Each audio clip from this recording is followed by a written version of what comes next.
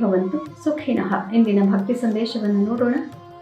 ಅಹೋ ಬತ ಮಹಾಪಾಪಂ ಕರ್ತುಂ ವ್ಯವಸಿತ ವಯಂ ಯದ್ ರಾಜ್ಯ ಸುಖ ಲೋಭೇನ ಹಂತುಂ ಸ್ವಜನ ಮುದ್ಯತಾಹ.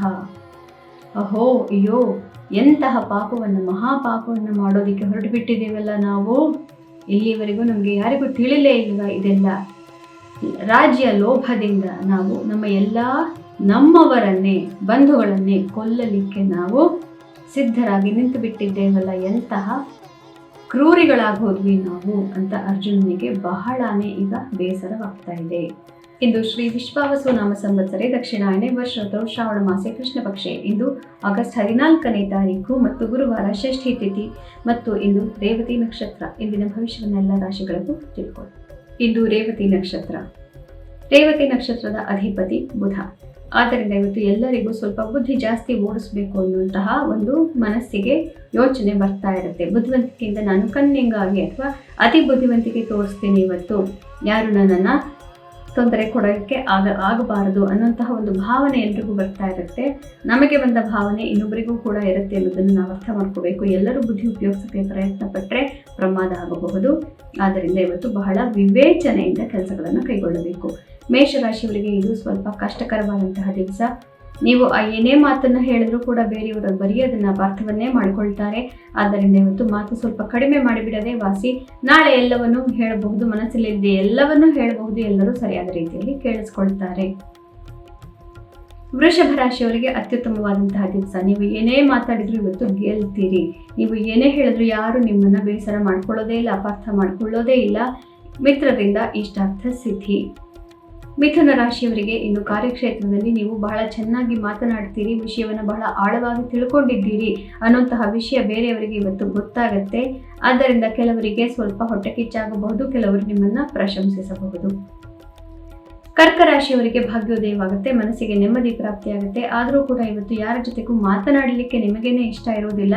ಹಿಂದಿನ 3-4 ದಿನಗಳಲ್ಲಿ ಬೇರೆಯವರು ನಿಮಗೆ ಸ್ವಲ್ಪ ತೊಂದರೆ ಮಾಡಿರಬಹುದು. ಇವತ್ತು ಅವರು ಹಾಗಲ್ಲ, ಅದು ಹೀಗೆ ಅಂತ ಹೇಳಲಿಕ್ಕೆ ಬರಬಹುದು. ಆದರೆ ಅದನ್ನು ಕೇಳುವ ಒಂದು ವ್ಯವಧಾನ ನಿಮ್ಮಲ್ಲಿ ಇರುವುದಿಲ್ಲ. ಇಂದು ಧ್ಯಾನಾದಿಗಳಿಂದ ಸಮಯವನ್ನು ಕಳೆಯಬೇಕು. ಸಿಂಹರಾಶಿಯವರಿಗೆ ಮನಸ್ಸಿಗೆ ಕ್ಲೇಶ ಜಾಸ್ತಿ ಆಗುತ್ತೆ. ನೀವು ಅಂದ್ಕೊಂಡ ಹಾಗೆ ಯಾವುದೂ ಆಗ್ತಾ ಇಲ್ಲ, ಇವರು ಯಾರು ನಾನು ಅಂದ್ಕೊಂಡಂತೆ ಯೋಚನೆನೇ ಮಾಡ್ತಾ ಇಲ್ಲ ಅನ್ನೋಂತಹ ಒಂದು ಹತಾಶೆ ನಿಮ್ಮಲ್ಲಿ ಇವತ್ತು ಬರಬಹುದು. ಯಾರ ಜೊತೆಗೂ ಮಾತಾಡಲಿಕ್ಕೂ ಕೂಡ ನೀವು ಇಷ್ಟಪಡೋದಿಲ್ಲ. ಇವತ್ತು ನಿಮ್ಮ ಫೋನನ್ನು ಕೂಡ ಆಫ್ ಮಾಡಿ ಇಟ್ಟಿರಬೇಕಾದಂತಹ ಪರಿಸ್ಥಿತಿ ನಿಮಗೆ ಬರಬಹುದು. ಆದರೆ 2 ದಿನಗಳಲ್ಲಿ ಎಲ್ಲವೂ ಪರಿಹಾರವಾಗುತ್ತೆ. ಕನ್ಯಾ ರಾಶಿಯವರಿಗೆ ಮನಸ್ಸಿಗೆ ನೆಮ್ಮದಿ ಪ್ರಾಪ್ತಿಯಾಗುತ್ತೆ. ಬೇರೆಯವರಿಂದ ಸಹಕಾರ ಖಂಡಿತವಾಗ್ಲೂ ಪ್ರಾಪ್ತಿಯಾಗುತ್ತೆ. ಆದರೂ ಕೂಡ ಆ ಸಹಕಾರ ಬಹಳ ದೊಡ್ಡದಾಗಿ ಎಲ್ಲರಿಗೂ ತೋರುವಂತೆ ಇರೋದಿಲ್ಲ. ಸೂಕ್ಷ್ಮವಾಗಿ ನಿಮ್ಮ ಮನೆಯವರು ಮತ್ತು ನಿಮ್ಮ ಪ್ರೀತಿ ಪಾತ್ರರು ನಿಮ್ಮ ಜೊತೆಯಲ್ಲಿ ಇರ್ತೀವಿ ಅಂತ ಹೇಳ್ತಾರೆ. ಅದನ್ನು ನೀವು ಅರ್ಥ ಮಾಡಿಕೊಳ್ಳಬೇಕು. ತುಲಾ ರಾಶಿಯವರಿಗೆ ಇದು ಉತ್ತಮವಾದಂತಹ ದಿವಸ. ನಿಮ್ಮ ಕಾರ್ಯಕ್ಕೆ ಯಶಸ್ಸು ಪ್ರಾಪ್ತಿಯಾಗುತ್ತೆ ಮತ್ತು ನಿಮಗೆ ಜಯ ಕೂಡ ಪ್ರಾಪ್ತಿಯಾಗುತ್ತೆ. ಆದರೆ ಅದನ್ನು ದೊಡ್ಡದಾಗಿ ಯಾರಿಗೂ ಹೇಳಿಕೊಳ್ಳುವ ರೀತಿಯಲ್ಲಿ ಅದು ಇರೋದಿಲ್ಲ. ಅದನ್ನು ಹೇಳಿಕೊಳ್ಳಕ್ಕೆ ಹೋದರೆ ತೊಂದರೆಗಳು ಜಾಸ್ತಿ ಆಗಬಹುದು ಅಥವಾ ಅದರ ಒಳ್ಳೆಯದೊಂದು ಮನಸ್ಸಿಗೆ ನಿಮಗೆ ಇರುವಂತಹ ಸಂತೋಷ ಅದು ಮಾಯವಾಗಿ ಬಿಡಬಹುದು. ಆದ್ದರಿಂದ ಸ್ವಲ್ಪ ವಿವೇಕವಾಗಿ ಇವತ್ತು ಕೆಲಸಗಳನ್ನು ಮಾಡಬೇಕು. ವೃಶ್ಚಿಕ ರಾಶಿಯವರಿಗೆ ಇಂದು ಸ್ವಲ್ಪ ಮನಸ್ಸಿಗೆ ಕ್ಲೇಶ ಇರುತ್ತೆ. ಯಾರ್ಯಾರು ಪ್ರಾಫಿಟ್ ಬುಕಿಂಗ್ ಮಾಡಲಿಕ್ಕೆ ಹೊರಟಿದ್ದೀರಿ ನಿಲ್ಲಿಸಿ ಬಿಡಿ. ಇವತ್ತಂತೂ ನಿಮಗೆ ನಿಮ್ಮ ಸರ್ವರ್ ಕ್ಲೈಂಟ್ ನಿಮ್ಮ ಕನೆಕ್ಟೇ ಆಗದೇ ಇರಬಹುದು, ಇಂಟರ್ನೆಟ್ಟಲ್ಲಿ ಪ್ರಾಬ್ಲಮ್ ಇತ್ಯಾದಿಗಳು ಬರಬಹುದು. ಆದ್ದರಿಂದ ಇಂದು ಟ್ರೇಡಿಂಗ್ ಇತ್ಯಾದಿಗಳನ್ನು ಮಾಡೋದಕ್ಕೆ ಒಳ್ಳೆಯ ದಿನ ಅಲ್ಲ. ಮತ್ತು ಯಾರು ಕ್ರಿಯಾತ್ಮಕ ಚಟುವಟಿಕೆಗಳನ್ನು ಮಾಡ್ತಾ ಇದ್ದೀರಿ, ಈ ಉದ್ಯಮದಲ್ಲಿದ್ದೀರಿ, ಆರ್ಟಿಸ್ಟ್ಸು, ಗ್ಲಾಮರ್ ಬಿಸ್ನೆಸ್ ಇತ್ಯಾದಿಗಳಲ್ಲಿರೋರಿಗಂತೂ ಇಂದು ನೀವು ಆಡಿದ ಮಾತಿನಿಂದ ಯಾವುದೇ ರೀತಿಯ ಬದಲಾವಣೆಗಳು ಆಗೋದಿಲ್ಲ. ಆದ್ದರಿಂದ ಸುಮ್ಮನೆ ಇರೋದು ಇವತ್ತು ಒಳ್ಳೆಯದು. ಮುಖ್ಯ ನಿರ್ಧಾರಗಳು ಬೇಡ. ಧನುರಾಶಿಯವರಿಗೆ ಕೋರ್ಟ್ ವ್ಯವಹಾರಗಳಲ್ಲಿ ಯಾರ್ಯಾರು ಬಹಳ ಬ್ಯುಸಿ ಇದ್ದೀರಿ, ಬಹಳ ತಲೆ ಕೆಡಿಸ್ಕೊಂಡಿದ್ದೀರಿ ಅಂಥವರಿಗೆ ಈ ದಿನ ಶುಭಕರವಲ್ಲ. ಮುಂಚೆನೇ ಅದಕ್ಕೆ ತಯಾರಾಗಿದ್ಬಿಡಿ. ಮುಖ್ಯವಾದಂತಹ ನಿರ್ಧಾರಗಳಾಗಲಿ ಹಿಯರಿಂಗ್ನಲ್ಲಾಗಲಿ ಏನೋ ಒಂದು ರಿಸ್ಕ್ ತಗೊಳ್ಳೋದು ಇವತ್ತು ಬೇಡ. ಮತ್ತು ಇನ್ಫ್ರಾಸ್ಟ್ರಕ್ಚರ್ ರಿಯಲ್ ಎಸ್ಟೇಟ್ ಬಿಸ್ನೆಸ್ಸಲ್ಲಿ ಇರೋರಿಗಂತೂ ಇವತ್ತು ಯಾವುದೇ ಕೆಲಸವೂ ಆಗೋದಿಲ್ಲ. ಕೆಲಸವನ್ನೆಲ್ಲ ಇನ್ನು 3 ದಿನಗಳಿಗೆ ಮುಂದೆ ಹಾಕಿಬಿಡಿ, ಆವಾಗ ನಿಮ್ಮ ಪರವಾಗಿ ಎಲ್ಲವೂ ನಡೆಯುತ್ತೆ. ಮಕರ ರಾಶಿಯವರಿಗೆ ಉತ್ತಮವಾದಂತಹ ದಿವಸ. ನೀವು ಆಡಿದ ಮಾತಿನಿಂದ ಬೇರೆಯವರಿಗೆ ಬಹಳ ಸಮಾಧಾನ ಪ್ರಾಪ್ತಿಯಾಗುತ್ತೆ ಮತ್ತು ಬೇರೆಯವರಿಗೆ ಸಂತಸ ಪ್ರಾಪ್ತಿಯಾಗುತ್ತೆ. ಬಂಧು ಬಾಂಧವರಿಂದ ನಿಮಗೂ ಇವತ್ತು ಖುಷಿ ಪ್ರಾಪ್ತಿಯಾಗುತ್ತೆ. ಕುಂಭರಾಶಿಯವರಿಗೆ ಸಂಸಾರ ವಿಚಾರದಲ್ಲಿ ಸ್ವಲ್ಪ ಕ್ಲೇಶ ಇರುತ್ತೆ. ಇವತ್ತು ನಿಮ್ಮ ಮಾತನ್ನು ಯಾರು ಕೇಳೋದಕ್ಕೆ ಮನೆಯಲ್ಲಿ ತಯಾರೇ ಇರೋದಿಲ್ಲ. ಎಲ್ಲರಿಗೂ ತಮ್ಮದೇ ಆದಂತಹ ಒಂದು ಕೆಲಸ ಇರುತ್ತೆ ಮತ್ತು ನೀವು ಹೇಳಿದ ಯಾವಾಗಲೂ ಪ್ರಯೋಜನಕ್ಕೆ ಬರೋದೇ ಇಲ್ಲ ಅನ್ನೋ ರೀತಿಯಲ್ಲಿ ನಿಮ್ಮ ಮಾತನ್ನ ತಿರಸ್ಕಾರ ಕೂಡ ಮಾಡಬಹುದು ಕೆಲವರು. ಆದರೆ ಸಮಾಧಾನಯುತವಾಗಿ ಅರ್ಥ ಮಾಡಿಕೊಂಡು ಮಾತಾಡೋದ್ರಿಂದ, ಸಿಟ್ಟು ಮಾಡಿಕೊಳ್ಳದೆ ಮಾತಾಡೋದ್ರಿಂದ ಮನೆಯಲ್ಲಿ ಇವತ್ತು ಸುಖ ಶಾಂತಿ ನೆಲೆಸುವ ಎಲ್ಲಾ ಸಾಧ್ಯತೆಗಳು ಇರುತ್ತೆ.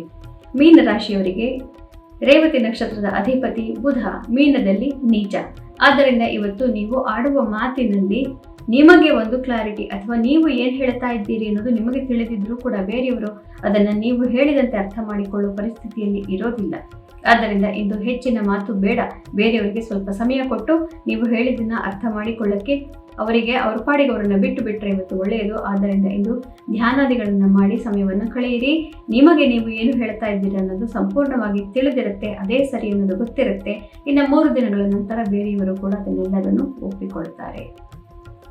ಪುನಃ ನಾಳೆ ನಿಮ್ಮ ದಿನ ಭವಿಷ್ಯದೊಂದಿಗೆ ಭೇಟಿಯಾಗೋಣ. ಅಲ್ಲಿವರೆಗೂ ಯಾವುದೇ ಒಂದು ಗೀತೆಯ ಶ್ಲೋಕವನ್ನು ಪಠಣ ಮಾಡ್ತಾ ಇರಿ. ಎಲ್ಲರಿಗೂ ಶುಭಮಸ್ತು.